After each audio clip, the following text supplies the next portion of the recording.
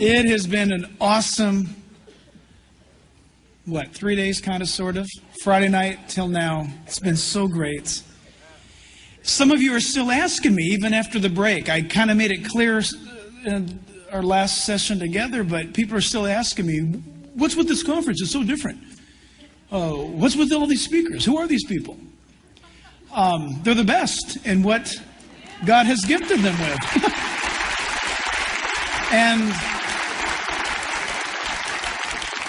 And it's our heart's desire that at these critical days in which you and I live, I wish sometimes, I know that for those of you who attend Calvary here, I can be pretty honest, I guess, about things. But, even still, you'll hold back a little bit. This is our attempt to go about preparing you for the days ahead, should the Lord tarry. I was born and raised at Calvary Costa Mesa. I got saved in 1977. Pastor Chuck would say, we could be in heaven in 77. And then when we came into 78, he said, it could be great in 78. And then it came into 79, and he said, it could be fine in 79. Always looking forward to the coming of the Lord. I thank God that my Bible teaches me that in 2 Timothy 4, when Paul the Apostle had lived his life, it was then and only then when the Lord had showed him that he was going to die for his faith. He said that the Lord had laid up for him a crown of righteousness. That's a lot of faith, by the way. Paul's head was going to roll. But he didn't care about that in the physical realm because he said, I thank God he's laid up for me a crown of righteousness. And not only for me only, but for all those who have loved his appearing. The first time Paul ever used the coming of the Lord in the past tense, that he was going to miss that. Because he lived, he said things like, we who are alive and remain shall be caught up to meet the Lord in the air. That's the hope of every believer. If the Lord doesn't come back, then you need to hear, and you needed to hear from these speakers to be prepared. We need to be ready. We thank God that currently in America we can gather together in freedom publicly. Personally, I don't think it's going to be like that for long for the true church. Someone approached me today about some of the information we had available for people to get involved and understand about who's running for office and what you can or cannot do about that. Pastor, don't you think that you should stay out of those kinds of things? No, I do not think. In fact, that's how we got into a lot of problems. We stayed out. But even still, the church has sat too quiet for too long. And the graciousness of God, he's forcing us into a time of growing up, just like any good parent will do to his kids. It's time for us to grow up. And sometimes, like this morning, you hear things that challenge your normal thinking that's comfortable, and it makes you look harder. And so we need to do that like never before. And when this conference comes to an end with Waleed, you're going to be going back to your states and to your churches, and a couple of friends from Canada heading back. And it is important for you to be the salt and the light that God has called you to be, no longer hiding anymore. You can't do that. Your friends, your family members, your neighbors need you to take a stand. See, Jack, they're going to hate me. They're going to think I'm a fool. We heard it this morning. If you're going to be a lamb belonging to the Lord, there's going to be wolves in your life. But we are commanded to be salt and light. And I thank God for the testimony and for the witness of Waleed Shubat. And I also want to have Chuck Missler stand. Because Chuck, just stand. Let us say thank you to you. Just stand. All of your years of faithfulness. God bless you.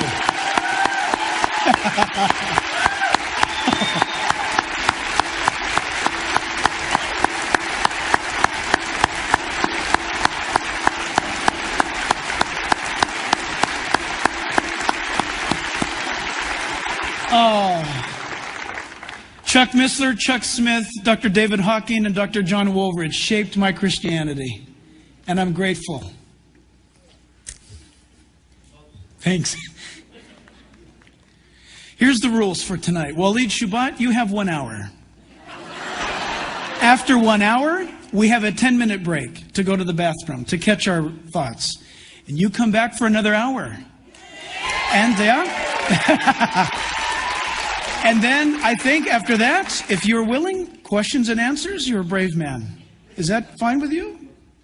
Please give a warm welcome again to Walid Shubatz.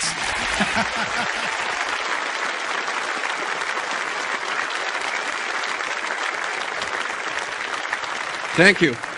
I thought at first it was 1 hour. That was it. It was the plans were changed. You know what I was saying? I'll kill you. You know that new cartoonic thing? I'll kill you. That little Ahmed skeleton. Oh, good. I got the marker. You know, he was talking about Brother Chuck Smith. You know, I remember in 79, 80, I walked into Chuck Smith's church as a Muslim in Costa Mesa. We just first started over there in that church. I remember the guy was singing There's Nobody Like Jesus. And he was saying, is Muhammad like Jesus? He was singing a rock and roll song. Is Gandhi like Jesus? And you know, as soon as I heard is Muhammad like Jesus, I got offended and I walked out. I said, I'll never walk into those Christian churches again. I vowed I'll never walk in a church again. I made a vow to Allah that I'll never walk in a church again. And look at me.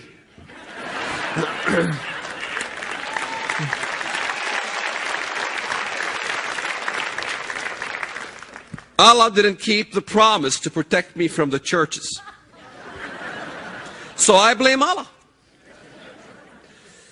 And I also want to thank Brother Chuck Missler. I was in a conference with Brother Chuck Missler, and I was concerned, to be honest, going to speak at that conference, because his was a conference, probably the second time I was allowed to talk about Bible prophecy. And I said, how will they receive it? You know, Chuck Missler might not like me talking about maybe some different adjustment of our theories regarding the ends of times. They might, you know, kind of close the door in my face, and I'll be kind of ousted out and be pointed at, you know, he's a strange guy with a strange interpretations. You know, you worry. You sweat blood. And then I went to the conference and he was so open. It's like, no big deal, Walid, no problem. You're wrong, we accept you.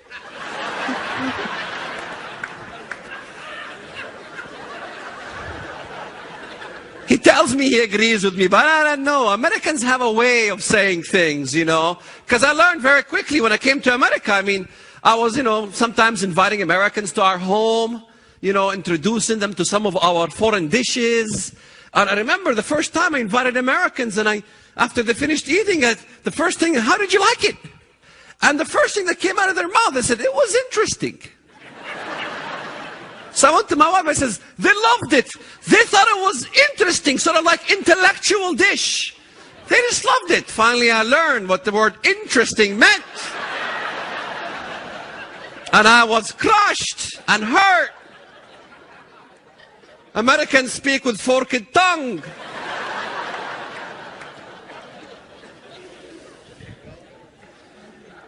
But when I read the Bible, I began to also learn that the Americans really look at terminologies in the scripture and they don't get it. So like, you know, maybe I want to go over some parts of the Bible or some allegorical way of how the West thinks. In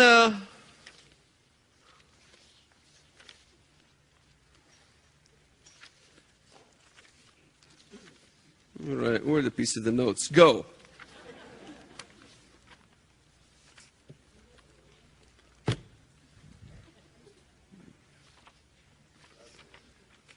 Page 1.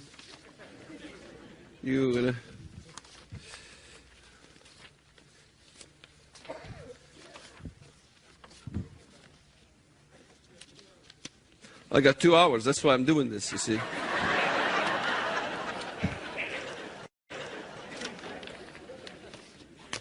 Must have dropped it. Oh, well, I don't need those notes anyway. The words in the Bible that, you know, I always have a stickler with Westerners is, I think I mentioned it in the beginning of the service, in the second service, I believe. I talked about the word the mountains in the Bible. The word mountains in the Bible, most Westerners would identify as a literal mountain.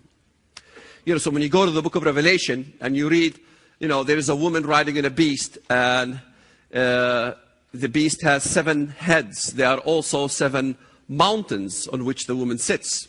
Now, to Westerners, that becomes the Vatican, or it becomes Rome, because Rome sits on 7 hills. So the Vatican is pointed out as the harlot. But may I ask, it says 7 heads. How are these 7 heads? And also it says these mountains are 7 kings. So what do kings rule? Kings don't rule mountains. You have made the allegory literal, and you made the literal allegory. Kings rule kingdoms. So there are 7 kingdoms on which the woman sits. There are also, 7 kings. 5 have fallen, 1 is, and the other has not yet come.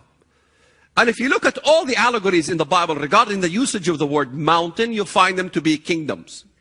In fact, in Daniel 2, I saw the stone that was cut without hands, smote the image at the feet, and the stone grew to become a great mountain. So the stone is the Messiah. The Messiah becoming a great mountain is becoming a great kingdom, or the kingdom of Christ that fills the whole earth. Pastor's giving me that look, now he approves. Because I forgot to say his kingdom rules the whole world. So his kingdom rules the whole earth. So a mountain is a kingdom. In fact, he said if you have faith of a mustard seed, you can move the mountains. Westerners never thought about what that means. They always think, oh yeah, every time I go to a conference, I ask Americans, what do you think he moves the mountains? If you have faith of a mustard seed, how can you move the mountains? And I always get such generalized answers. You get through your troubles, your turmoils and your tribulations, another hand raises up, and it's my mother-in-law, it's my our debt problem, my financial problem, Christian finance, all kinds of, different interpretations here. It's like anything goes in the West. No, he's very specific. If you have faith of a mustard seed, you can change the kingdoms. You can change kingdoms. You can change governments. Okay? Literal. So once you understand that the Bible is not really an allegoric book, it really means business. It means specific things.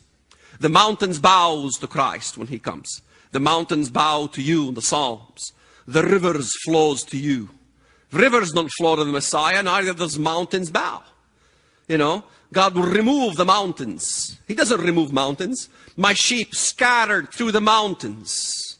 Sheep don't scatter. The Jews didn't scatter up in the mountains. They went to countries and nations. In fact, Ahmadinejad, in his speech, he says, and Islam will rise over all the mountains. I can show it to you on video. Everybody in the East knows what mountains is. Mountains are kingdoms. Now that we know the mountains are kingdoms, maybe we can go to the Bible and begin to look and revisit the book of Revelation and all these things. But before we visit Revelation, when we study the Bible and we talk about Bible prophecy, we don't begin in Revelation. We begin in the literal parts of Scripture. In other words, the mold that needs to be built in order to come up with a paradigm regarding what God wanted and intended to say, the first thing hermeneutically we do is we go to all the literals that were mentioned in the Bible regarding the ends of times. And then we document all these things, and then we say, okay, what is God telling us literally? Well, I went through some of the verses. Isaiah 19, the Lord comes in a swift cloud coming to fight the country of Egypt. You see, I don't like allegory. I don't like Western ways that everything's generalized. Egypt is not my credit card problems. Egypt is Egypt. Things are going on in Egypt. What's going on in Egypt? You need to start learning what's going on in these countries. Why is Christ fighting these countries? Egypt has Al-Azhar University. Al-Azhar University is the #1 university in the Islamic studies par excellence that graduates Muslim clergy, Muslim scholars throughout the whole Sunni Muslim world. It's huge.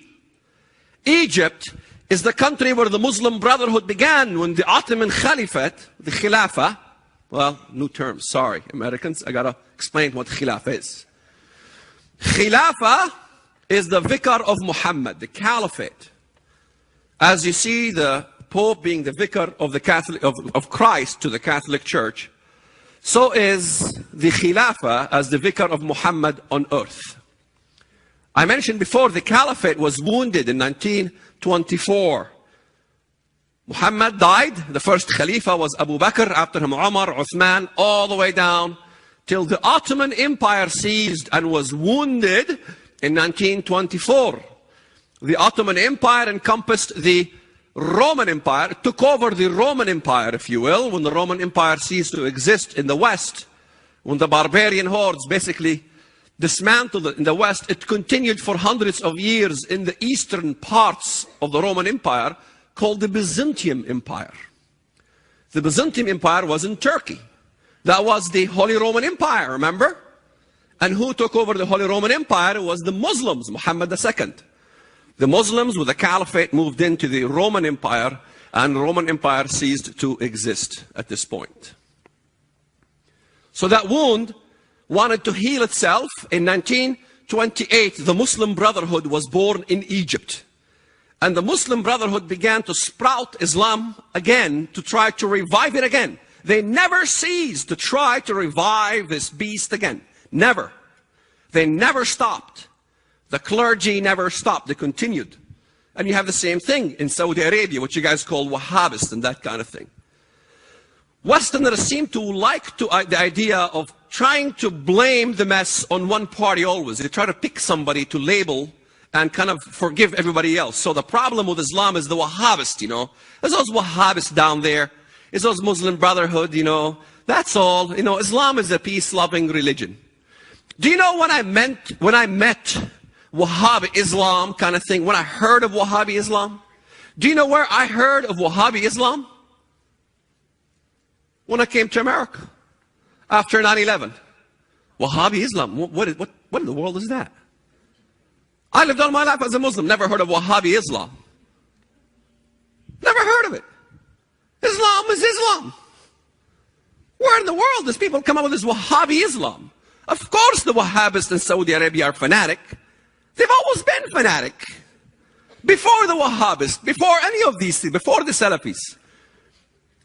Islam is Islam. All Muslims, whether Shia or Sunni, believe in the coming of the Mahdi, who will usher in 7 years of peace.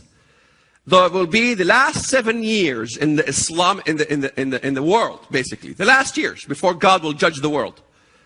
And somehow during those 7 years, the Jews must be liquidated, and the trees and the stones will cry out, there's a Jew hiding behind me, come on Muslim, come and kill him. So your Antichrist basically was our Messiah. Mahdi basically comes back in the spirit of Muhammad. Muhammad said, he will have my spirit. Okay? Now that we talked about basically mountains as being kingdoms, and we can all study the Bible and begin to unlock scripture, that's all you really need.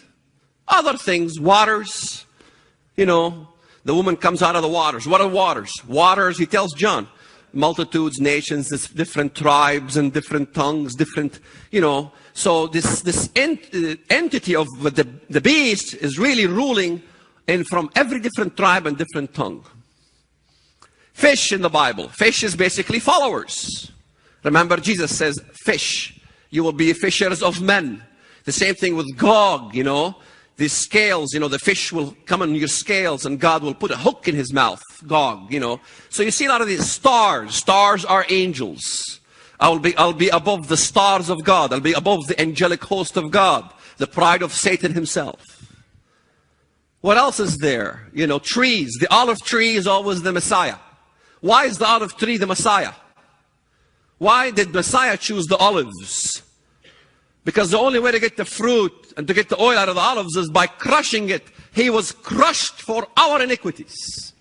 So all the symbolism in the Bible has a meaning, has very specific meaning. There's reasons.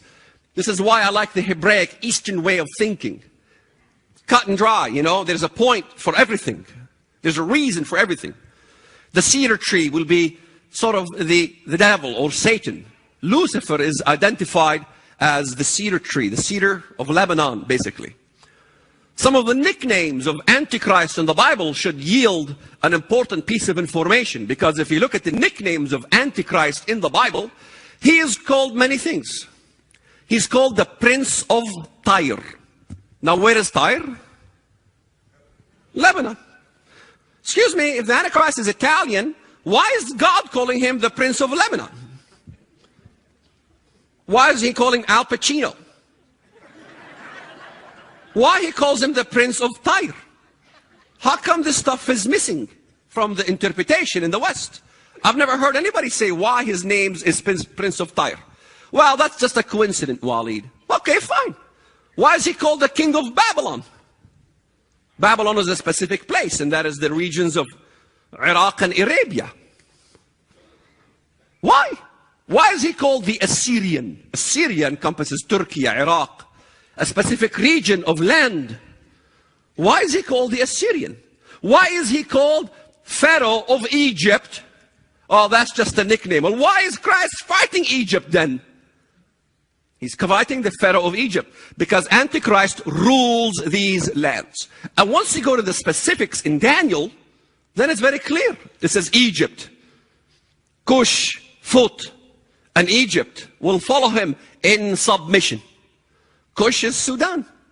Cush is the landmass south of Egypt. In fact, I get this argument all the time. Walid, you challenged America to find a single country that God destroys in the ends of times that is not Muslim. Ethiopia. I always bring that up. Ethiopia, Christian country. Duh. I said, sure. Let's go to the Hebrew.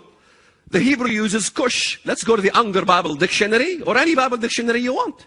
Cush, the landmass south of Egypt. I go to the map, show them what's south of Egypt. Sudan. Somaliland. I said, you just picked the most fundamentalist country in the world as evidence for a non-Muslim country. Ethiopia, translated Ethiopia correctly. There's no problem with the translation.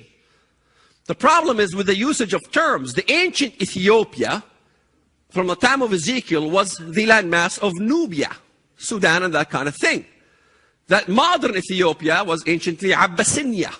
Different country, different place. That's all it is. It's a simple adjustment. So you go to the Bible and you find all these literal evidence. Isaiah chapter 10, verse 31. Why is he called the Prince of Tyre? Well, God himself, the Messiah, Christ himself, destroys Lebanon. Isaiah 10, verse 31. Isaiah 10, 31, and Lebanon will fall by the mighty one. The boss himself. So why is he fighting Lebanon? You have only two choices. Either your theory is wrong, or you need to adjust something here. Now, don't get me wrong. I'm not here to start a revolution on prophecy. I am not here to pick on Brother Hal Lindsey or Tim LaHaye or any of those folks. You know what? I love these guys. Let me tell you why. Because if one thing the great American Bible scholars got right was the issue regarding Israel. No one else did. The American theologians had that so pat down that they're the only ones I was able to focus on to get straight answers about this issue of Israel. Because if I go to Eastern interpretation, Middle East, Israel doesn't matter. Israel is hated. So not everybody has the puzzle correctly. I have a piece, he has a piece, you have a piece, we put the pieces together. In the Middle East, we have a saying. I have one good idea, and you have one good idea. Boy, we put them together, we get two ideas. What's wrong with that? So don't get me wrong. I'm not trying to say that I'm sorry. No, it is an adjustment. That's all it is. Because we all believe the Antichrist is coming. I'm not coming with new theories here. I still believe in tribulation period, 7 years, all these things, rapture, all these great things. We believe the same thing. It is just an adjustment that knowledge in the end will increase in time.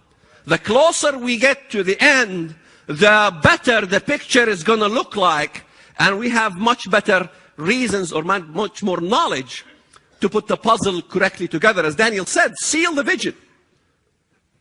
For it's been for the end of time, for the time of the end. It's been appointed for the time of the end. It's sealed. So what part of sealed don't you get? If it's sealed until the time of the end. You know, they've been trying to unlock these things all this time. Now, am I coming with something new that's saying Islam is involved? No. In fact, I can quote you many historians that thought it was Islam as well. I take people like Lord, what's his name? Who wrote the 70 weeks, he figured out the 70 weeks of Daniel. Sir Robert Anderson. Sir Robert Anderson was in Scotland Yard, you know, he was head of Scotland Yard. He unlocked the 70 weeks of Daniel. He was the first in history to unlock the 70 weeks of Daniel, to give you exactly the date and time when Christ came. Amazing stuff. I read some of his writings, and he said, I am not so sure that when the Bible talks about the revival of the fourth beast, that is talking about Rome. He says it's the Levant, not the Adriatic. It's the Levant, the eastern parts of the Roman Empire, but not the western parts. It's Egypt, it's those countries. I don't think Britain is playing at all, or the West is playing at all in this thing. Guess what? He was right. Can one man be right and the whole world wrong? I mean, everybody asks me, are you the only one with that theory? If I say yes, then oh, forget it, I'm writing you off. Can one person be right and the whole world wrong? Do you know what? Usually is the case. If you believe in Noah, Noah was right and the whole world died. What kind of a message do you think God was sending? God was sending a message. You didn't pay attention to Noah. In the end, he went all the way to the bank and he cashed in. He's the only one that survived in his family. So I pay attention. Now, we can all unlock the Bible together. I can go to, let's say, you pick part of the Bible and we can read it together with this allegoric unlocking mechanism. We can unlock everything. And guess what? We all think in unison. Let's go to Daniel. Daniel chapter 2. In Daniel 2, it talks about the image. Now in California, I don't have to explain that stuff from scratch. That's California. In the Bible Belt, I got to start from the beginning. The head of gold, what it is, and the silver, and what? Now, do I have to go through that here? Californians, good. I'm telling you, they're the best. No, you won't hear me go to Texas and say, you guys are the best. And no, I don't play phony baloney. I tell them the truth. You got the gold, right? You got the silver. You got the bronze. You got the iron. You got the toes of iron and clay. Now, the gold is which country? Babylon today is what? Iraq. What's happening in Iraq? Mess. You want to know what Antichrist is going to rule? Follow the mess. Then you got silver, which is what? Medo-Persia. Right? Today is what? Iran. What's going on in Iran? Mess. The bronze. You know what the bronze is? The Grecian Empire, which is the 1040 window. You look at the 1040 window, mess. That's the Grecian Empire. Now, the iron, some think it's the Roman Empire, the two divisions. Well, maybe. But the iron crushes. Then the thing about the iron or the fourth kingdom is that it crushed all the kingdoms before it, it says. It crushed all of them. The first question I have to my Western thinker is that you claim this is the Roman Empire. If it is the Roman Empire, can you tell me how and when did Rome crush the silver? It did not take Iran, the Parthian. It never completely succeeded in trying to take over the Parthian Empire, the Iranian, the Persian. They never crushed all the ones before it. Okay? Never. So, The iron is, guess what? It comes back again. In other words, you look at this composite, you look at the rest of the composites, they match perfectly.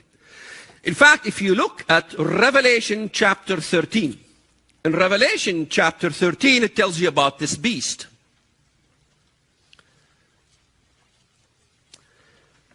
Verse 2, now the beast which I saw was like a leopard. His feet were like the feet of a bear. His mouth like the mouth of a lion.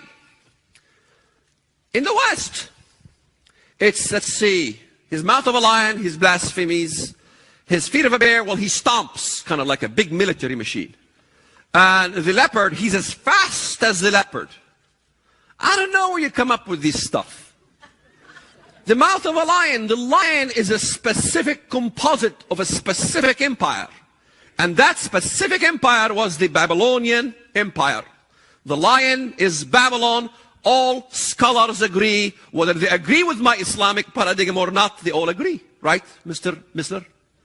The lion is Babylon. Go ahead, yes or no?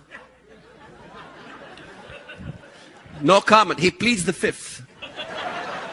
I learned from Americans when they plead the fifth. They're playing politics anyway. So then you have the feet of a bear. Who's the bear? No, it's not. Don't say Russia. Iran, Medo-Persia. You're right. It is Iran, the Medo-Persian Empire. Well, those are all Muslim. The lion is Babylon. The leopard is the Grecian 1040 window. All that is Muslim. And the bear is Iran, Medo-Persia. All that is Muslim. And that's where all the mess is happening. So if Revelation gives you this composite, well, where's Europe? It doesn't have Europe. The Grecian Empire never included Europe. So the very one the West is focused on is the one that's never mentioned in the Bible, nowhere in literal fashion or even allegoric fashion. Even if we accept that this is the Roman Empire ceased to exist in the West, but continued to exist in the 1040 window parts. By the way, North Africa, Algeria, Libya, Tunisia, Morocco, Mauritania were part of the Roman Empire. And guess what? They were part of the Western Roman Empire, not the Eastern. So if you want 5 toes, you can find 5 toes easily in the North African regions with a revival of a Roman Empire. And you can find 5 in the East easily. So we have the 1040 window, we have the Muslim, and then guess what? There's really 5 if you look at it. They're not 4, they're 5. They're 4 and they're 5. Both are correct. Because it tells us there are 4. There are also 5. Because here the iron and the clay seems to be coming out of this, but really it's a revival of the 4th. Okay? Now, the interesting part in looking at this, look what it says. Verse 35. Verse 34. Verse 34, you watched while a stone was cut out without hands, which struck the image on its feet of iron and clay and broke them in pieces. Then the iron and the clay, the bronze and the silver, and the gold were crushed to